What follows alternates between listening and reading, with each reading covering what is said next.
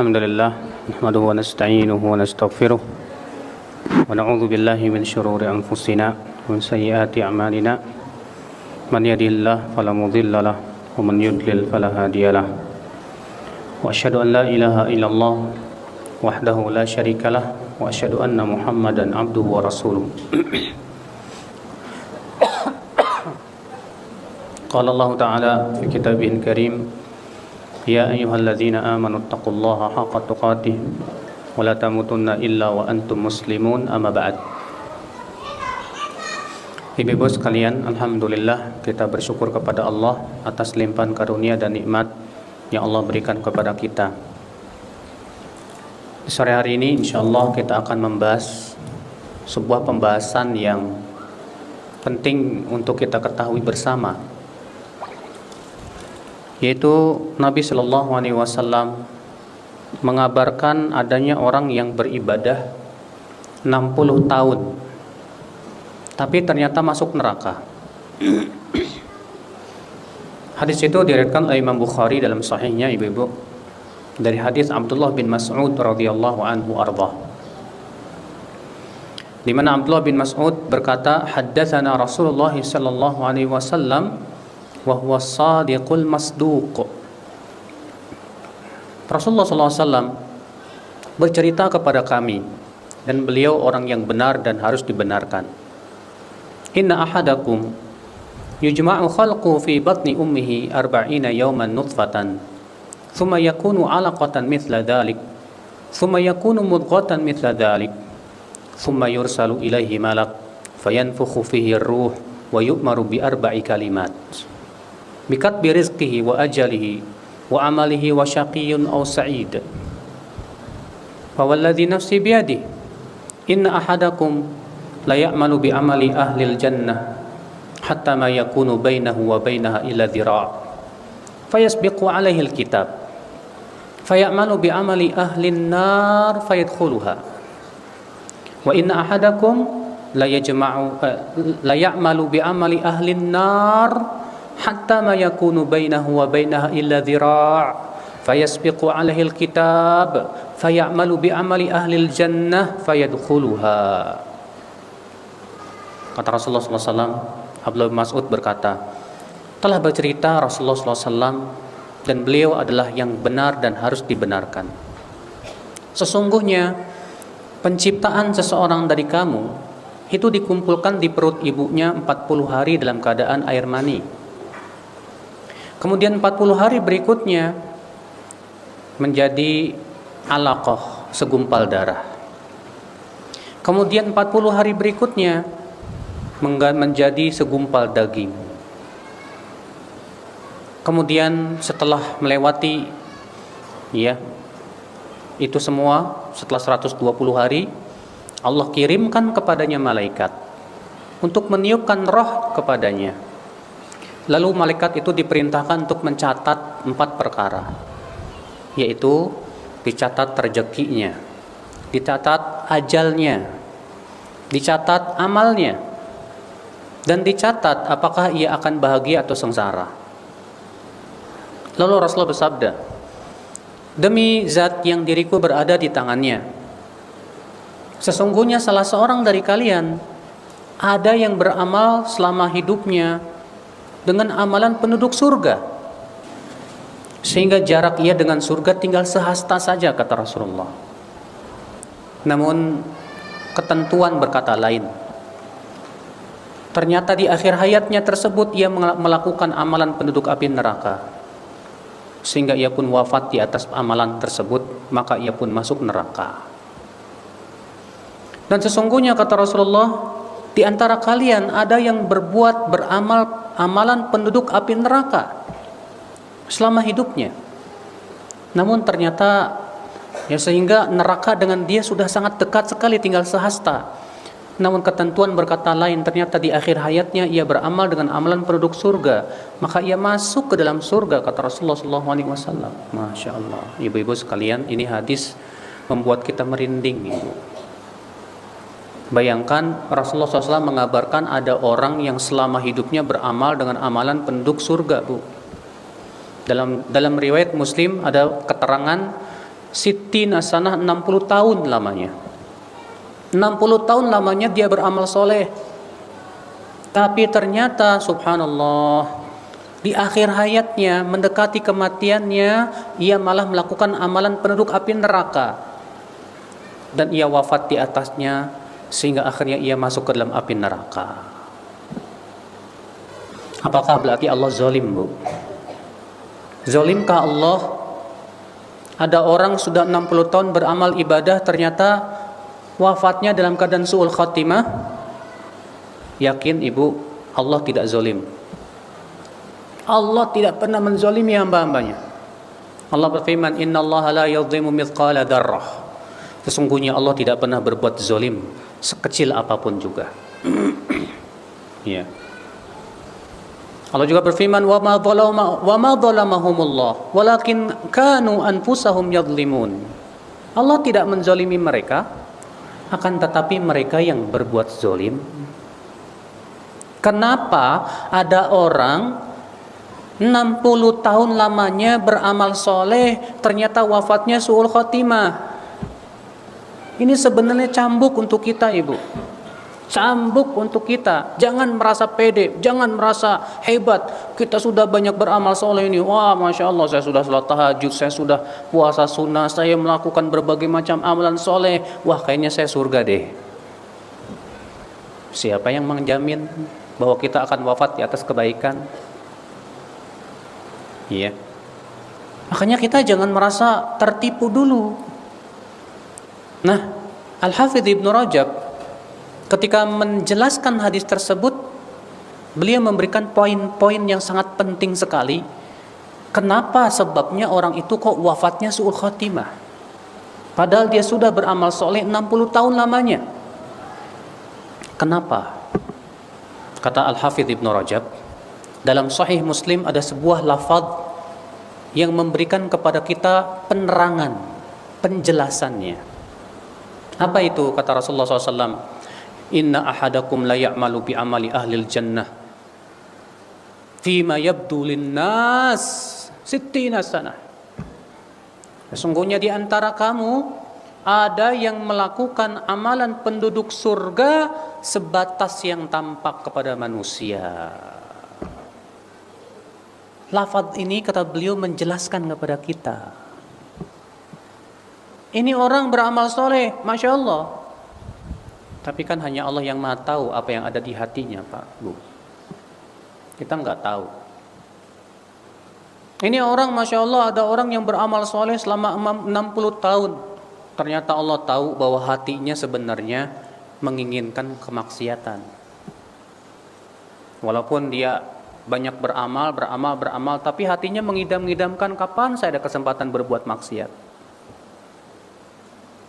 Sehingga ketika ada kesempatan berbuat maksiat, dia berbuat maksiat, wafat di atasnya. Innalillahi wa inna ilaihi raji'un. Iya. Mengerikan, Ibu. Atau yang kedua,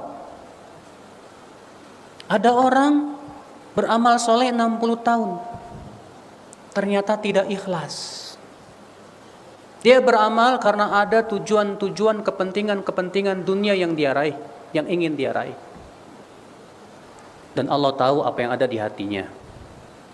Rupanya ketidakikhlasan itu, Ibu, menjadikan dia akhirnya wafatnya dalam keadaan su'ul khatimah.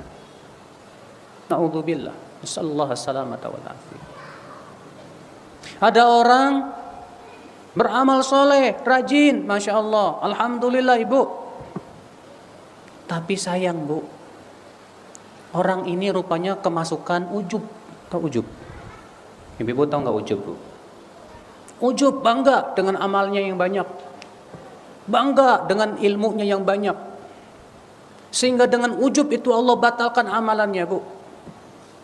Sudah begitu dia sombong dengan banyaknya amal. Dia merasa, wah, saya kan udah bercadar, saya kan udah masya Allah, saya udah lebih ngaji, senior dari dia, saya udah banyak amalannya. Akhirnya apa? Dia merasa, wah, sehingga ketika melihat orang yang baru ngaji, dia remehkan. Dia pandang dengan remeh. Akhirnya apa? Kemasukan penyakit somse. Tahu nggak somse, Bu? Sombong sekali. Iya. Akhirnya apa? Sombong itu termasuk dosa besar tidak, Bu? Oh iya. Sombong itu termasuk dosa besar, Bu. Kalau misalnya ada orang yang bersombong dengan amalan solehnya, Bu ya.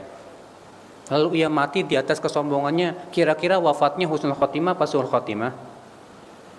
Su'ul khotimah, ya, Bu. Iya. Hati-hati maka dari itulah.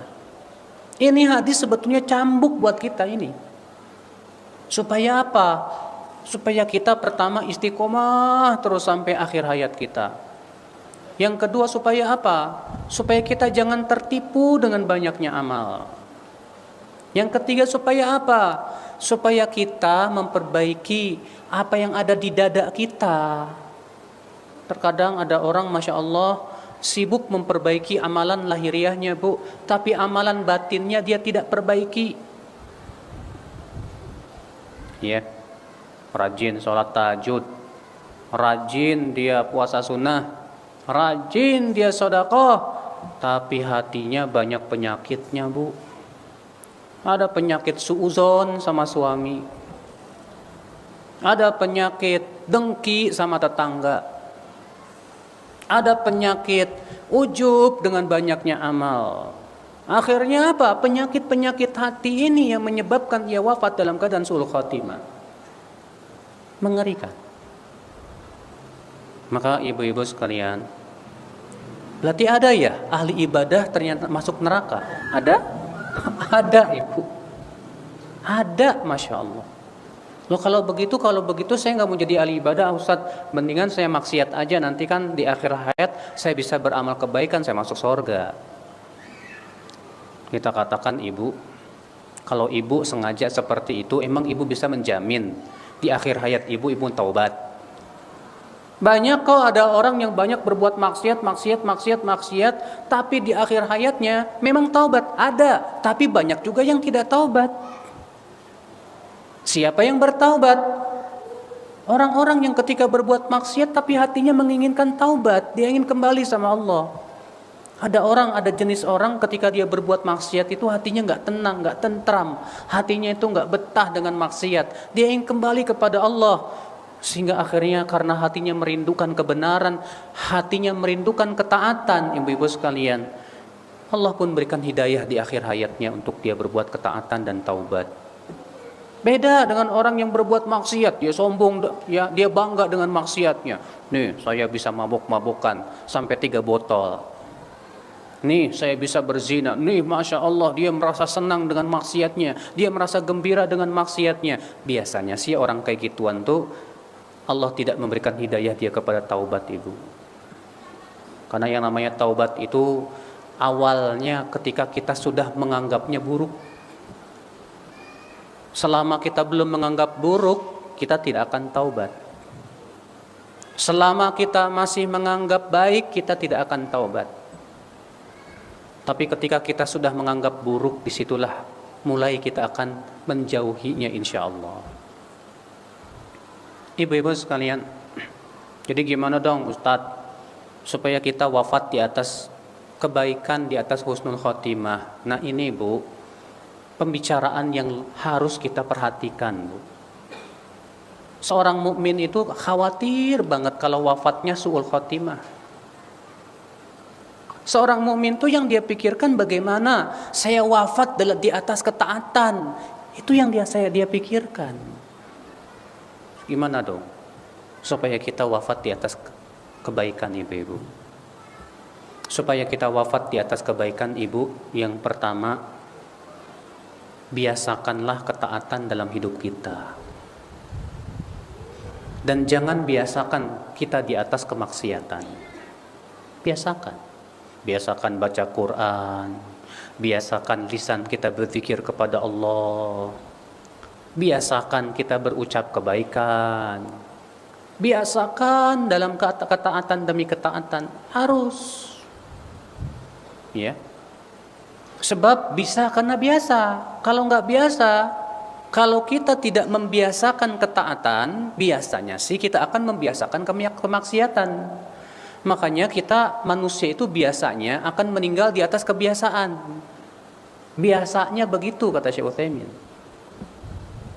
Iya. Ada orang punya kebiasaan suka nyanyi, ya meninggalnya juga biasanya sambil nyanyi. Pernah lihat nggak Pak?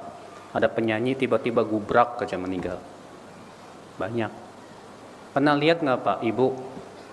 Pemain sepak bola pas lagi main gubrak meninggal. Pernah lihat nggak Bu? Ada orang sedang ceramah tiba-tiba gubrak meninggal. Iya, seseorang itu meninggal di atas kebiasaannya insya Allah. Maka yang menjadi pertanyaan kita adalah kebiasaan kita selama ini apa? Ya. Rasulullah SAW pernah bertanya kepada Bilal bin Rabah. Apa kata Rasulullah kepada Bilal? Ya Bilal, akhbirni bi arja amalin amiltu fil Islam. Hai Bilal, kabarkan kepadaku suatu amalan yang paling kamu harapkan dalam Islam, yang kamu selalu lakukan terus-menerus. Apa kata Bilal? Ya Rasulullah, ma amiltu amalan arja indi fil Islam illa anni idza ahdathtu tawadda'tu indah wa shallaitu bihi ma kutiba li minha. Wahai Rasulullah, tidak ada amalan yang paling aku harapkan dalam Islam kecuali apabila aku berhadas, aku berwudu, lalu aku sholat sunnah wudu sesuai yang Allah tuliskan untukku. Oh, rupanya dengan itu kamu masuk surga, hai Bilal. Masya Allah, ternyata ibu-ibu, Bilal punya kebiasaan. Kebiasaannya apa? Kalau habis berwudu, kalau berhadas, wudu, sholat. Berhadas, wudu, sholat. Luar biasa. Sekarang coba ibu-ibu masing-masing bertanya, selama ini kebiasaan ibu apa? Kebiasaan saya nonton sinetron, Ustadz. Ya Allah. Ibu mau Bu meninggal dalam keadaan nonton sinetron? Pas lagi nonton sinetron, mood kan gak enak Bu. Kebiasaan ibu apa? Kalau saya kebiasaannya Ustadz ngerumpi, ngomongin orang Ustadz. Asik banget deh kalau ngomongin orang, apalagi kalau ngomongin Ustadz. Aduh ibu, itu ghibah, dosanya besar. Gimana kalau ibu lagi ngerumpi tiba-tiba meninggal, plok? Berarti ibu meninggal di atas su'ul khatimah. La haula wala quwata illa billah. Ya. Apa ibu, kebiasaan ibu apa sih Bu? Selama ini sehari-hari kita apa sih? Alhamdulillah Ustadz, lisan saya selalu zikir, subhanallah, alhamdulillah, la ilaha illallah, Allahu akbar. Masya Allah. Itu kebiasaan yang agung, yang sangat mulia sekali.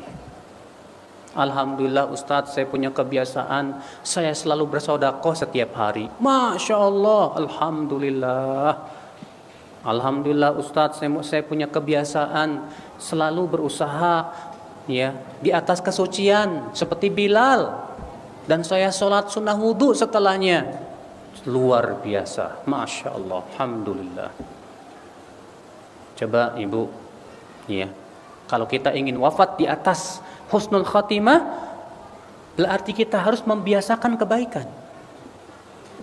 Sekarang ini ibu, zaman media yang sangat canggih, banyak di antara kita kebiasaannya nge-HP. Mending nge-HP-nya bagus, ngikutin grup-grup kajian, Masya Allah. Ini mah enggak, ngikutin berita-berita, udah gitu beritanya hoak lagi. Ini kan banyak kan di zaman sekarang berita-berita hoak Pak. Tahu nggak hoak? Waktu ya dusta, bohong, begitu isinya. Iya. Asyik dengan ngikutin berita. Wah, lagi viral nih berita ini, lagi viral berita ini, ngikutin berita ini, berita itu, berita ini. Ya Allah, ya Rabbi, akhirnya nggak ada waktu buat mengaji, buat baca Quran, buat mentadaburi Quran, untuk mempelajari hadis Nabi Shallallahu Alaihi Wasallam. Akhirnya kita menjadi mangsa-mangsa apa? Berita-berita itu, Ibu. Akhirnya apa? Perasaan kita pun dipermainkan oleh berita itu, Ibu. Emosi kita pun dipermainkan oleh berita tersebut, ibu-ibu sekalian. Berita ini sangat bahaya kalau kita tidak berhati-hati. Ternyata kebiasaan kita tiap hari begitu. Kerjaannya cuma ngikutin berita sana sini. Ibu-ibu sekalian, bukannya kita tidak boleh membaca berita-berita, bukannya seperti itu. Tapi kan Islam mempunyai apa, Bu? Manhaj yang agung dalam hal menerima berita, Bu. Allah mengatakan, ya ayyuhalladzina amanu in ja'akum fasiqun binaba'in fatabayyanu. Hai orang-orang yang beriman, apabila datang orang fasik membawa berita, fatabayyanu, maka periksa dulu dengan teliti. Periksa dulu dengan teliti. Antusibu qauman bijahalah, supaya kamu tidak menuduh suatu kaum dengan kebodohan. Fatusbihu ala ma fa'altum nadimin. Sehingga kalian pun akan menyesal akibat perbuatan kalian itu. Yang kedua, Ibu, untuk menghukumi suatu berita kan butuh ilmu kita. Sekarang kalau ada berita masuk ke telinga Ibu, Ibu baca, kemudian emosi Ibu pun dipermainkan oleh berita tersebut. Bagaimana coba Ibu menghukumi? Kalau Ibu tidak punya ilmunya, yang berbicara emosi, Bu. Yang berbicara pendapat, Bu. Sementara untuk menyelesaikan problematika ataupun untuk menghukumi suatu berita harus dengan ilmu. Ilmunya ada dalam Al-Quran dan hadis, tapi masalahnya kita tidak mau belajar Al-Quran dan hadis, tidak mau membiasakan belajar Quran dan hadis. Bagaimana kita akan bisa menghukuminya, Ibu? Oleh karena itulah, ibu-ibu sekalian, coba deh kita lihat kebiasaan kita apa sih selama ini. Jangan sampai kebiasaan kita hal-hal yang ternyata sesuatu yang sangat negatif. Jangan sampai kebiasaan kita ternyata sesuatu yang tidak ada manfaatnya. Tapi jadikan kebiasaan kita, Ibu, di atas kebaikan-kebaikan. Jempol kita terbiasa mengetik hadis, mengetik Al-Quran. Kita share ke teman-teman, mengkaji ilmu, Masya Allah. Bukan men-share provokasi. Kadang kan banyak sekali provokator-provokator di media massa itu, Bu. Kita terkadang provokatornya pinter. Dia tahu bahwa yang namanya manusia itu sangat lemah di depan emosi. Kalau orang emosinya itu terpancing, biasanya sih jempolnya langsung share kemana-mana. Itu sudah menjadi adat dan sifat manusia, biasanya begitu. Tapi kalau kita tidak biasa seperti itu dan kita hati-hati, Masya Allah, Alhamdulillah. Nah ini ibu-ibu, supaya kita wafat dalam keadaan husnul khotimah, yang pertama apa, Bu? Yaitu kita harus punya kebiasaan yang baik. Biasakan ketaatan, biasakan baca Quran, biasakan baca kitab-kitab yang bermanfaat, biasakan lisan kita berzikir, subhanallah, alhamdulillah, la ilaha illallah, Allahu akbar. Biasakan kita bersedekah kepada fakir miskin dan orang-orang susah. Ini yang pertama. Yang kedua, supaya kita wafat di atas husnul khotimah. Apa yang kedua, ibu-ibu sekalian? Yaitu jangan sampai tertipu dengan banyaknya amal. Jangan tertipu dengan banyaknya amal, Ibu. Karena tertipu dengan banyaknya amal ini awal musibah. Karena Ibu puasa Senin Kemis rajin, sholat tahajud rajin, sedekah rajin. Akhirnya apa? Ibu merasa, amalan salah saya sudah banyak kok, gak apa-apa sekali-kali maksiat. Insya Allah dengan banyaknya amalan saya ini bisa ngimbangin maksiat ini kok. Pas maksiat meninggal, la ilaha illallah. Ini namanya tertipu. Dia merasa karena sudah banyak amal solehnya, nggak apa-apalah sekali-kali saya berbuat maksiat. La haula wala quwata illa billah. Jangan sampai ada pemikiran seperti itu di hati kita, ibu-ibu sekalian. Jangan sampai. Makanya ibu, macam-macam tertipu dengan amal tuh banyak. Yang pertama tadi, ya, ada orang banyak beramal soleh bu, gara-gara banyak beramal soleh dia malah meremehkan maksiat, sehingga dia meremehkan maksiat, akibatnya apa? Akibatnya ia akan jatuh kepada maksiat itu. Coba dengarin bu, hadis yang diriwayatkan Imam Ahmad dalam musnadnya bu. Rasulullah SAW bersabda, qila li Rasulillah, dilaporkan kepada Rasulullah, inna fulanah tusalli bil lail wa tasumu bin nahar wa tatasaddaq bi asya' katsirah. Wahai Rasulullah, ada seorang wanita yang salat malamnya rajin, puasa sunahnya rajin, dan banyak sedekahnya wahai Rasulullah. Tapi sayang hai Rasulullah, lisannya itu suka menyakiti tetangganya hai Rasulullah. Bagaimana status wanita ini hai Rasulullah? Apa kata Rasulullah bu? La khaira fiha, tidak ada kebaikannya wanita itu. Hiya min ahlin nar, ia termasuk penduduk api neraka, kata Rasulullah. Subhanallah. Hanya gara-gara dia banyak apa bu? Tahajud. Dia banyak apa bu? Sedekah. Dia banyak apa bu? Puasa sunnah. Gara-gara itu dia menganggap remeh maksiat. Ternyata lisannya tajam sama tetangga. Ternyata lisannya tajam sama manusia lain. Suka nyakitin hati tetangga. La ilaha illallah. Kata Rasulullah apa?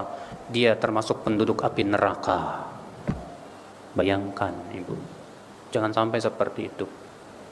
Nah ini ketertipuan yang pertama bu. Tertipu dengan amal, akibatnya menyebabkan kita menganggap remeh apa? Maksiat. Ini tertipu wallah. Yang kedua, tertipu. Ya, fenomena ketertipuan itu apa? Yang kedua, ada orang dengan banyaknya amal membuat dia sombong. Sebagaimana sudah saya sebutkan tadi. Tertipu dengan amalnya. Karena ia merasa dia selalu, yang namanya setan bu ya.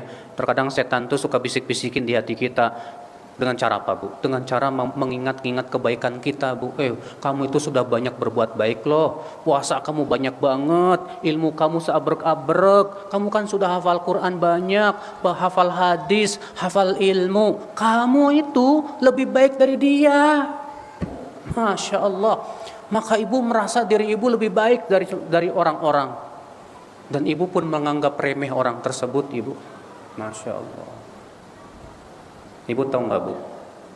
Siapa yang pertama kali berkata aku lebih baik dari dia? Hah? Siapa yang pertama kali berkata itu bu? Iblis. Iblis berkata begini, ana khairum min. Aku lebih baik dari Adam ya Allah. Berarti ibu kalau punya perasaan saya lebih baik dari dia. Dia nggak tahajud, saya tahajud. Saya lebih baik dong dari dia. Ya betul, dari satu sisi sholatnya betul, sholat tahajud lebih baik daripada orang yang ngetahajud. Tapi dari mana ibu yakin tahu bahwasanya dia lebih dicintai, kita lebih dicintai dari Allah? Ya, sebagian ulama mengatakan orang yang tidak tahajud kemudian bangun dalam keadaan menyesal kenapa nggak tahajud, lebih baik daripada orang yang tahajud tapi kemudian ia sombong dengan tahajudnya. Kenapa? Orang yang sombong dengan tahajudnya, Allah tidak berikan nilai apa-apa kepadanya. Karena bersombong dengan amalan soleh itu bisa membatalkan amalan dia. Ngeri kan bu? Makanya ibu, ini jenis ketertipuan nomor 2 nih. Tertipu dengan banyak amal sehingga menyebabkan kita sombong dan ujub dan menganggap remeh orang lain. Ya. Jangan kita merasa dan jangan sekali-kali meremehkan seorang muslim pun bu. Al-Hasan Al-Basri ibu, ketika ditanya tentang tawadu itu apa sih? Kata Al-Hasan Al-Basri, tawadu itu ketika kamu keluar rumah lalu bertemu dengan saudaramu sesama muslim, kamu merasa saudaramu lebih baik dari dirimu. Itu tawadu. Masya Allah, ketika kita melihat teman kita kita lihat, Masya Allah, si fulan ini pasti lebih baik dariku. Mungkin dia lebih baik dariku. Mungkin dia lebih ikhlas dari saya. Mungkin dia punya amalan yang saya tidak ketahui. Mungkin hatinya lebih takut kepada Allah dari saya. Mungkin cintanya lebih kuat kepada Allah dari saya tidak tahu. Mungkin dia lebih baik dari saya. Masya Allah, kalau kita punya perasaan seperti itu, berarti luar biasa. Kita tidak tertipu dengan amalan kita, Bu. Kita tidak tertipu. Makanya ibu-ibu sekalian, ini ya. Nah ini ibu, agar kita wafatnya di atas husnul khotimah. Yang kedua, jangan tertipu dengan banyaknya apa? Amal. Jangan tertipu dengan banyaknya ilmu, dengan banyaknya hafalan riwayat. Jangan. Al Hasan Al Basri berkata, "Laisal ilmu bikathratir riwayah." Ilmu itu bukan sebatas banyaknya riwayat yang kita hafal dan kita ketahui, bukan. Walakinal ilm, tapi hakikat ilmu itu, kata Al Hasan Al Basri apa? Al khasyah, yaitu yang menimbulkan rasa takut kepada Allah Subhanahu wa taala. Itu hakikat ilmu, Ibu. Kalau ilmu membuat kita bangga-banggaan, wah saya ini sudah hafal ini dan itu, percuma. Berarti itu ilmu yang tidak bermanfaat. Karena hakikat ilmu itu yang menimbulkan ketawaduan di hati. Hakikat ilmu itu yang menimbulkan rasa takut kepada Allah Subhanahu wa taala. Iya. Nah, ini Ibu, yang kedua, agar kita wafat dalam keadaan husnul khotimah. Apa itu? Jangan tertipu dengan banyaknya amal. Yang ketiga, agar kita wafat dalam keadaan husnul khotimah, ibu-ibu, yaitu selalu mengingat dosa untuk kita sesali dan taubati. Jadilah kita menjadi orang yang pandai melihat dosa-dosa sendiri, Bu. Jangan pandai melihat dosa orang lain, tapi tidak pandai melihat dosa kita. Salah besar, Ibu. Ibu kalau melihat kesalahan orang, kalau melihat dosa orang, pinter. Mungkin kalau Ibu ditanya, apa kesalahan si A? Oh, kesalahannya ini. Apa kesalahan si B? Oh, kesalahan si B ini. Apa kesalahan si C? Oh, begini. Apa kesalahan kamu? Kayaknya nggak ada. Masya Allah.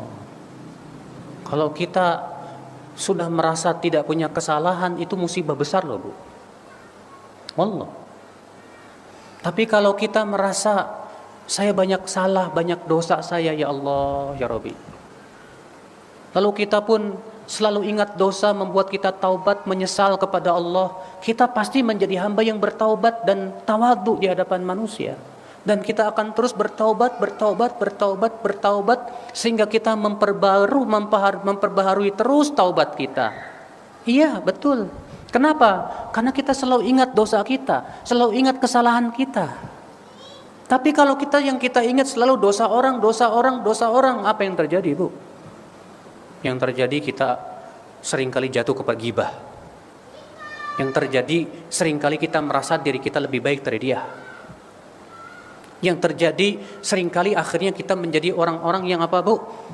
Iya. Yang terkena penyakit ujub dan sombong. Betul, Ibu. Makanya jadilah, Ibu, kita lebih pandai melihat dosa kita dan kesalahan kita serta kekurangan kita daripada melihat dosa atau kekurangan orang lain. Iya. Saya yakin kalau ibu-ibu mencari kesalahan saya dan kekurangan saya, pasti ibu akan dapatkan. Pasti itu, Bu. Kenapa? Karena saya manusia, bukan malaikat. Dan manusia itu tempat kesalahan, ya enggak, Bu? Iya. Sekarang kalau ibu melihat suami selalu kurang. Suami ini kok, saya ini kok begini, enggak pernah melihat kelebihannya. Ibu ingat, kalau ibu pandai melihat kekurangan suami, suami pun bisa melihat kekurangan ibu loh. Iya. Maka jangan fokus kita melihat kekurangan orang lain. Apalagi ibu sama suami, fokuskan melihat kelebihan dia, supaya ibu tetap mencintai suami dan berbakti sama suami itu, Bu. Tapi kalau ibu sibuk dan memikirkan kesalahan dia, kekurangan dia, lama-lama cinta ibu akan berkurang. Iya. Akibatnya apa? Kalau cinta berkurang, akhirnya ibu tidak mau lagi taat sama suami, gak mau lagi berbakti sama suami. Kenapa? Karena ibu sibuk memikirkan kesalahan dia, kekurangan dia. Akhirnya ibu ingin mencari laki-laki yang lebih sempurna dari dia. Akhirnya apa? Selingkuhlah. Ya. La haula wala quwata illa billah. Nah, ibu-ibu sekalian, ya. Jadi ini yang ketiga, ibu, supaya kita wafatnya husnul khotimah. Yang ketiga apa, Bu? Selalu mengingat akan dosa-dosa kita sendiri. Untuk tujuannya apa? Untuk kita taubati dan sesali. Segera kita taubat, istighfar, minta ampun kepada Allah Subhanahu wa taala agar Allah nanti pada hari kiamat memaafkan kita juga, ibu-ibu sekalian. Ya. Yang ketiga, supaya kita wafat di atas husnul khotimah itu apa? Yang ketiga, Bu, ya. Yang keempat, Masya Allah, rupanya ibu-ibu mengikuti. Yang keempat, ibu, banyak-banyak berdoa supaya hati kita ditetapkan dan dikuatkan di atas agama Allah, di atas keimanan. Rasulullah SAW berdoa, Ya muqallibal qulub, tsabbit qalbi ala dinik. Wahai yang membolak-balikan hati, kuatkan hati kami di atas agamamu. Itu Rasulullah sering kali, ini termasuk doa yang sering Rasulullah ucapkan, Bu. Ya muqallibal qulub, tsabbit qalbi ala dinik. Wahai yang membolak-balikan hati, kuatkan, kokohkan hatiku di atas agamamu, ya Allah. Nabi Yusuf doanya apa, Bu, dalam surat Yusuf itu?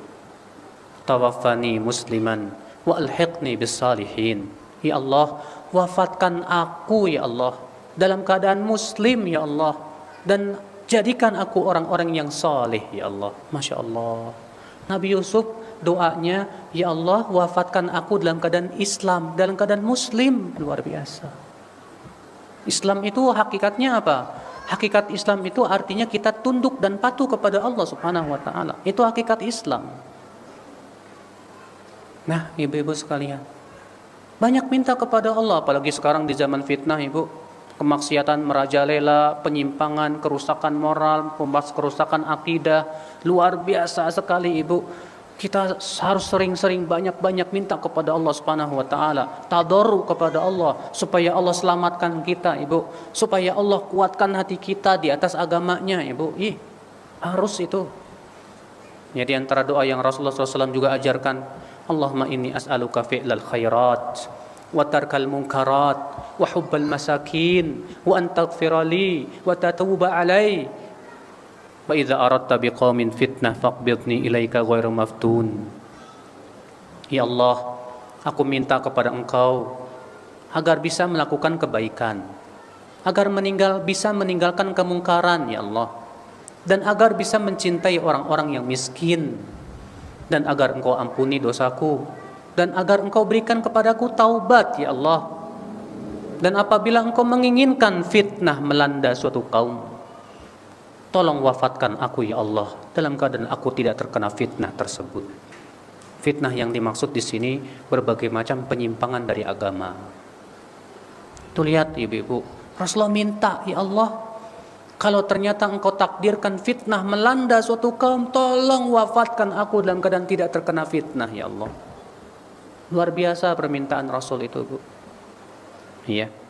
Maka kita juga banyak-banyak minta kepada Allah agar Allah kuatkan hati kita, agar Allah berikan kepada kita husnul khatimah, ya. Agar Allah berikan kepada kita untuk istiqomah. Nah, itu ibu-ibu, ya. Itu yang keempat. Ya. Yang keempat apa yang kelima? Yang keempat. Apa itu yang keempat? Banyak-banyak berdoa. Yang kelima, agar kita wafat dalam keadaan husnul khatimah, yaitu memiliki teman-teman yang soleh. Teman akrab kita ternyata teman yang soleh. Karena Rasulullah SAW bersabda, ibu, Al-mar'u ala dini khalili. Seseorang itu di atas agama temannya. Tuh lihat. Seseorang itu di atas agama siapa? Temannya. Falyanzur ahadukum ila man yukhalil. Hendaklah dia melihat dengan siapa dia berteman akrab. Rasulullah mengatakan al-mar'u ala dini khalili. Khalil itu bukan teman biasa, Bu. Khalil itu adalah teman akrab yang kita curhat sama dia. Ya. Maka kata Rasulullah, seseorang itu di atas agama teman akrabnya. Kalau ternyata kita teman akrabnya germo, itu menunjukkan agama kita ya seperti itu. Kalau kita teman akrabnya pencuri, ya agama kita lah seperti itu juga. Biasanya yang namanya burung akan berkumpul dengan yang sejenis, ya kan Pak? Burung bangau dengan burung bangau, burung pipit dengan burung pipit. Lah kalau ibu merasa dirinya soleh tapi kok teman-teman akrabnya orang-orang bejat semua, gak mungkin ibu. Orang soleh pasti akan berkumpul dengan orang soleh lagi. Maka ibu, agar ibu wafat dalam keadaan husnul khatimah, penting sekali teman-teman akrab ibu yang senantiasa setiap hari mungkin bertemu dengan mereka, berkumpul, dan ibu cintai ia karena Allah, adalah ternyata orang-orang yang saleh, yang salihah, Masya Allah. Iya, ibu-ibu tahu nggak Bu, pamannya Rasulullah SAW namanya Abu Talib. Abu Talib nih Bu wafat dalam keadaan su'ul khatimah loh Bu. Gara-gara apa Bu? Gara-gara teman. Abu Talib ketika sakaratul maut didatangi oleh Rasulullah SAW. Kemudian Rasulullah bersabda kepada pamannya, hai paman, ucapkan la ilaha illallah, dengan ucapan itu aku akan bela kamu di sisi Allah, hai paman. Ternyata Abu Jahal berada di samping Abu Talib berkata, hai Abu Talib, apakah kamu tidak menyukai agama bapakmu Abdul Muttalib? Sementara Rasulullah mengulangi lagi, hai paman, ucapkan la ilaha illallah. Abu Jahal mengulangi lagi, apakah kamu tidak menyukai agamamu, agama bapakmu Abdul Muttalib? Akhirnya Abu Talib memutuskan untuk wafat di atas agama bapaknya dan tidak mau mengucapkan la ilaha illallah. Gara-gara teman ibu, akhirnya dia pun masuk neraka. Penting makanya Bu, ya. Coba kita berteman dengan siapa itu penting sekali ibu-ibu sekalian, ya. Kemudian yang terakhir agar kita wafat dalam keadaan husnul khatimah, yang keberapa? Yang keenam dan yang terakhir, ya, yaitu meninggalkan dosa. Tinggalkan dosa deh. Jangan menganggap remeh dosa. Ingat, permulaan seseorang akan jatuh kepada dosa itu, permulaannya di saat dia menganggap remeh. Makanya Rasulullah SAW bersabda dalam hadis, Inna syaitan qad aisa an yu'bad bi ardikum hada, walakin fima tahtaqiruna min a'malikum aw kama qala. Setan, kata Rasulullah, sudah merasa putus asa untuk menggoda kalian. Tapi setan menggunakan satu pintu untuk menggoda kalian, yaitu kalian menganggap remeh perbuatan dosa. Karena kalau kita sudah menganggap remeh dosa, itu tandanya kita akan jatuh kepada apa? Dosa. Kalau kita sudah menganggap remeh ketaatan, itu tandanya kita akan meninggalkan ketaatan, Ibu. Iya. Maka dari itu jangan remehkan dosa, tinggalkan dosa semaksimal mungkin. Setiap kita kali jatuh kepada dosa, segera taubat kepada Allah, segera minta ampun kepada Allah. Jangan remehkan dosa. Ingat, kata Rasulullah SAW, seorang mukmin melihat dosanya yang kecil bagaikan apa? Gunung yang akan menimpa dirinya. Sedangkan orang munafik melihat dosanya yang besar seperti lalat yang lewat di depan hidungnya. Orang munafik itu Bu, selalu menganggap dosa saya nggak banyak kok. Sementara orang mukmin Bu, dia selalu takut dengan dosa-dosanya yang dia lakukan, sekecil apapun juga. Makanya ibu-ibu sekalian, ya, selalu berusahalah semaksimal mungkin bagaimana kita selalu jauh dari dosa, ya. Allahu a'lam. Nah, ini ibu-ibu, agar kita menjadi ahli ibadah tapi tidak masuk neraka, yaitu dengan cara istiqomah, wafat di atas husnul khatimah. Semoga kita semuanya diwafatkan dalam keadaan apa? Husnul khatimah. Amin ya rabbal alamin. Baik, kita lanjutkan kepada tanya jawab.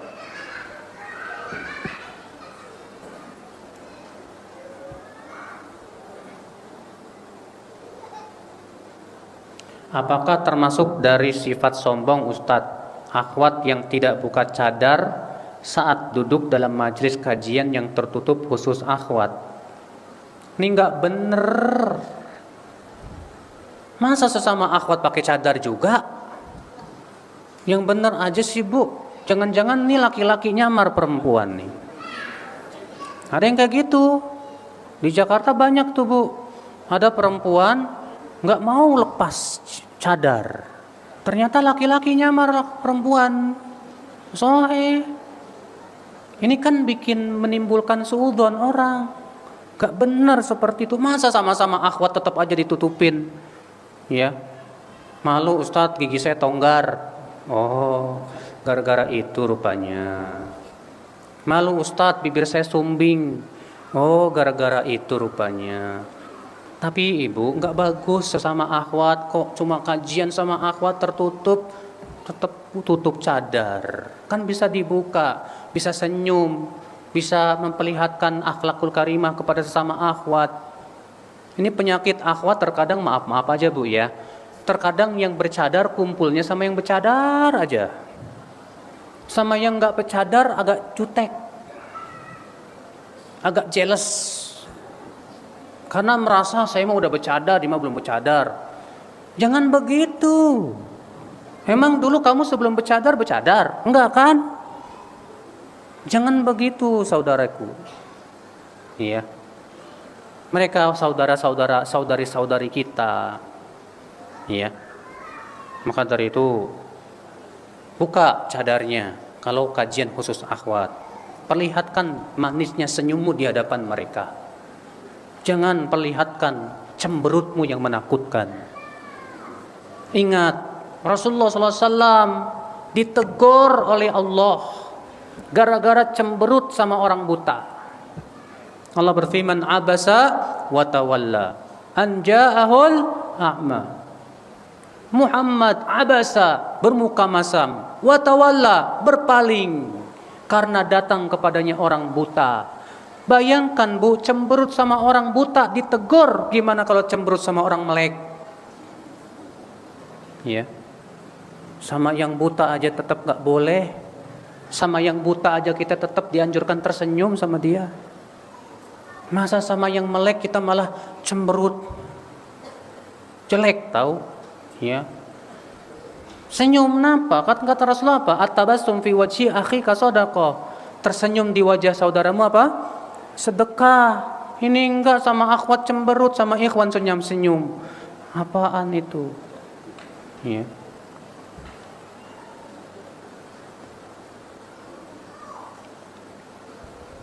Apa hukumnya mendoakan orang yang telah meninggal dunia? Bagus, doakan mereka.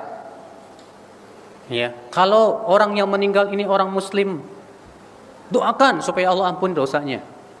Tapi kalau orang yang meninggal itu bukan orang yang muslim alias dia kafir kepada Allah, percuma ibu doakan pun tidak akan didengar oleh Allah. Iya. Ustadz, boleh nggak nonton film sinetron India? Nahi mereka hese. Aduh, ampun. Nggak boleh, ibu.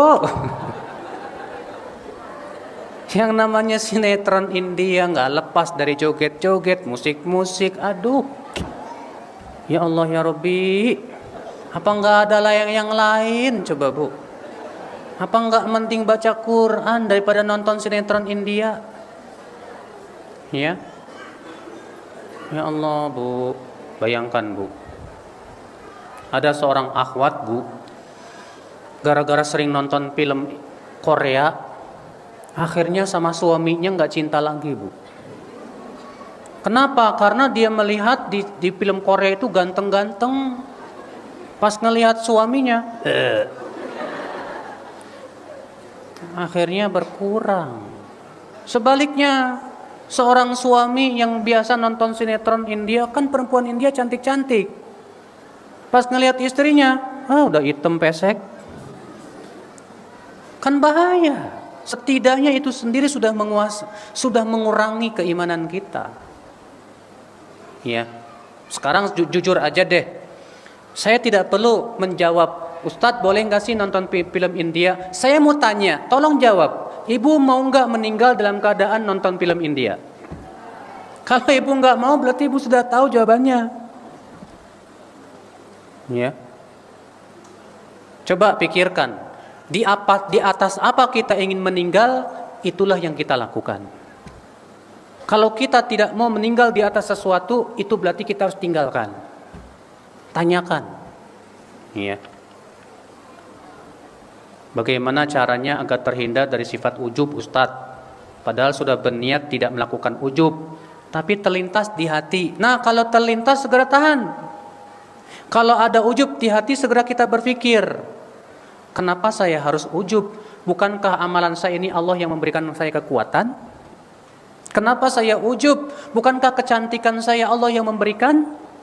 Kenapa saya harus ujub? Bukankah semua rezeki yang saya miliki Allah yang memberikan? Harus ujub kenapa? Coba pikirkan baik-baik, semua kelebihan yang kita miliki itu milik Allah. Ilmu Allah yang ngajarin, amal Allah yang memberikan kekuatan. Jadi ibu, kalau kita mikir itu insya Allah gak bakalan ujub biidznillah, insya Allah.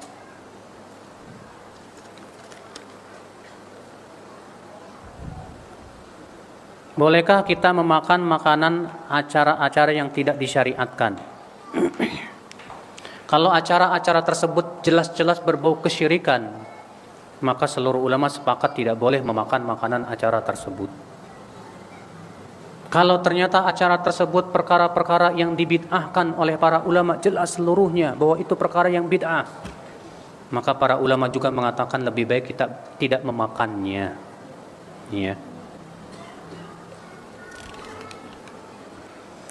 Jika kita berada dalam suatu tempat kerja, teman-teman di tempat kerja kita ngajak selfie dan suka bercanda berlebihan, kemudian kita berusaha untuk menghindarinya, apakah sikap kita bisa dianggap sombong? Tidak, sama sekali tidak. Ibu ingin menghindari bercanda berlebihan, bagus. Ibu tidak ingin selfie, ngapain sih selfie? Emangnya saya artis apa selfie-selfian? Ya, lagian juga apa manfaatnya selfie? Saya malah khawatir nanti masuk ya dalam ancaman orang yang ujub dan yang lainnya. Ya. Makanya dari itu ibu-ibu sekalian, kita ini jangan punya sifat senang selfie, Bu. Selfie foto sendiri ceprek, dikirimin kemana? Facebook. Kalau cuma buat diri sendiri sih masih mending. Lah ini dipajangnya di Facebook. Lagi ketawa nyengir, biar kelihatan laki-laki. Ya, la haula wala quwata illa billah. Oke, hati-hati ibu-ibu sekalian. Maka kalau ibu misalnya menghindar, selfie yuk. Oh maaf nggak mau saya selfie. Kenapa sih lo sombong banget mau selfie aja nggak mau? Ya nggak apa-apa, nggak ada manfaatnya aja sih. Wih, kamu sekarang soalim lah. Ya mendingan soalim daripada sok kotor. Ya, nggak masalah ibu, bagus.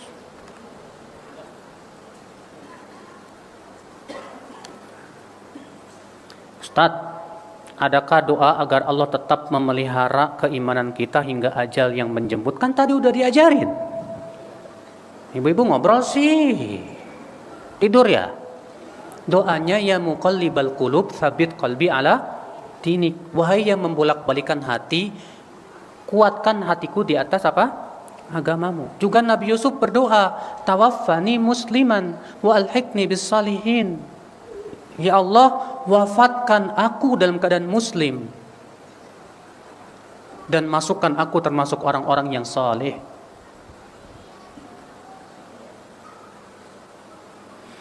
Jika wanita telah merasakan sakit dan sudah ada tanda-tanda akan melahirkan, apakah sudah termasuk tidak ada kewajiban untuk sholat? Kalau cuma merasa sakit mah belum atuh ibu. Kapan Apa tidak ada kewajiban kalau sudah keluar darah? Maka darah di saat melahirkan itu dianggap darah nifas. Maka di saat itulah tidak boleh lagi ia sholat. Adapun kalau cuma mulus-mulus doang tetap wajib sholat. Ya.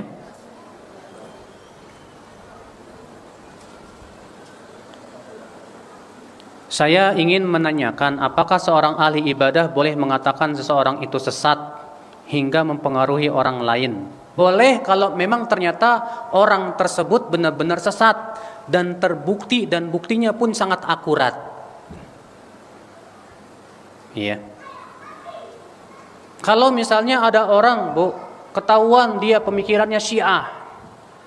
Misal, jelas menyesatkan, dia mencaci maki para sahabat, mengkafirkan para sahabat, mengkafirkan Abu Bakar, Umar, mengkafirkan Aisyah, istri Rasulullah SAW. Apa enggak sesat itu, Bu? Maka kalau terbukti memang sesat, wajib kita katakan dia sesat. Kalau ada buktinya dan bahwasanya itu memang kesesatan yang semua ulama sepakat bahwa itu sesat.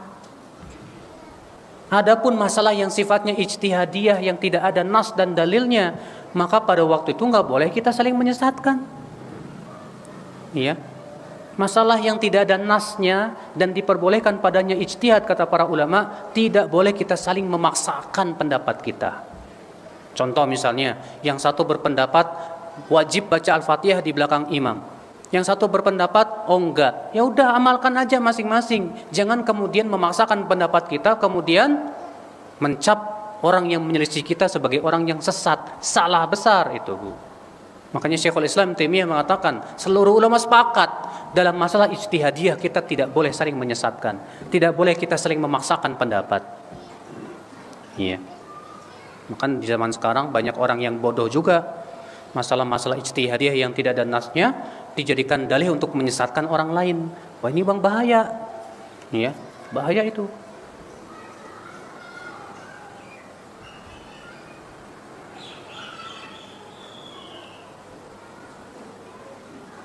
Ustadz, kebiasaan di tempat saya kalau lebaran itu saling silaturahim.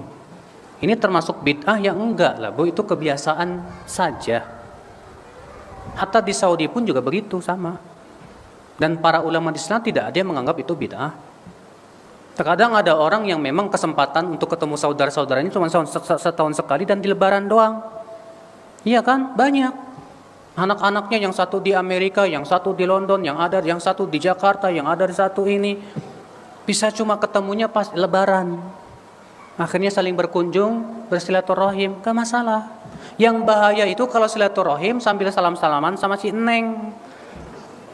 Laki-laki, perempuan salam-salaman bukan mahram, haram tuh, Bu. Ya, kesempatan ini ada akhwat cantik nih. Neng mau silaturahim. Iya. Itu namanya modus. Ada udang di balik lempeye.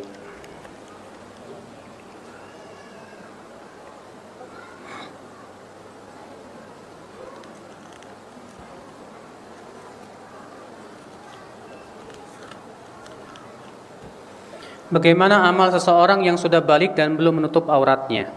Di saat sedang sholat ia menutup auratnya, namun dalam kesehariannya belum menutup auratnya. Kalau memang dia belum balik, memang belum diwajibkan dia menutup aurat. Iya.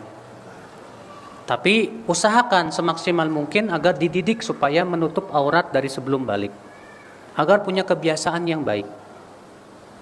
Iya.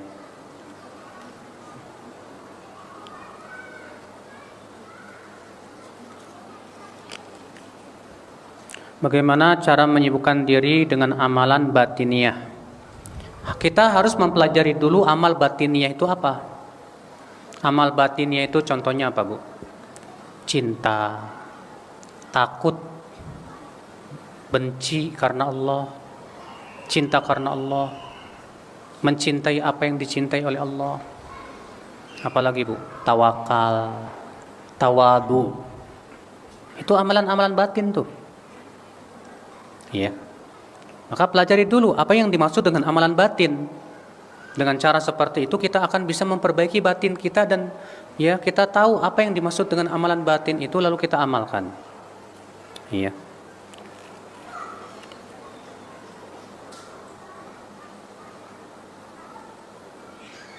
Mohon penjelasan sholat berjamaah bagi perempuan datang ke masjid bersama suaminya. Boleh.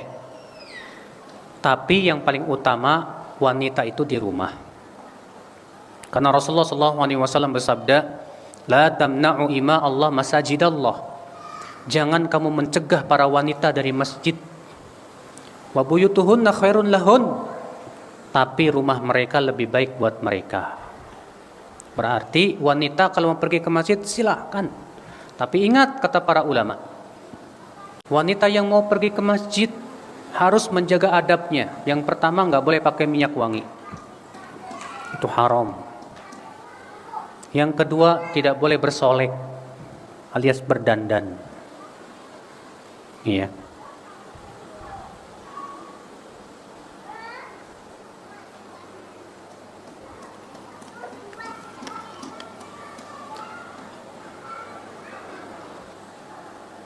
Apakah wajib memakai jilbab walaupun hanya di lingkungan rumah, Ustadz? Di rumah itu ada siapa? Kalau di rumah cuma suami, anak-anak, ya nggak masalah. Ibu memperlihatkan rambut, ya, sebagian kaki dan tangan, nggak masalah. Cuma kalau di rumah ibu ada adik ipar laki-laki, wajib menutup aurat. Ya.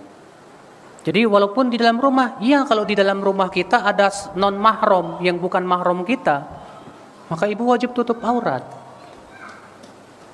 Dan aurat wanita itu apa saja sih? Jumhur ulama mengatakan aurat wanita itu seluruh tubuhnya kecuali wajah dan telapak tangan. Namun terjadi ikhtilaf para ulama apakah wajib menutup wajah atau tidak. Sebagian mengatakan wajib dan sebagian mengatakan sunnah yang ditekankan. Ya. Saya lebih condong kepada pendapat yang mengatakan itu sunnah saja. Tapi kan sunnah bukan untuk ditinggalkan, Bu. Iya. Oke, Bapak-Ibu sekalian, mudah-mudahan yang saya sampaikan bermanfaat pada sore hari ini. Ini dulu yang bisa saya sampaikan. InsyaAllah berlanjut pada pertemuan besok sore dan nanti malam juga. Subhanakallah bihamdik, asyhadu an la ilaha illa ant, astaghfiruka wa atubu ilaik. Wassalamualaikum warahmatullahi wabarakatuh.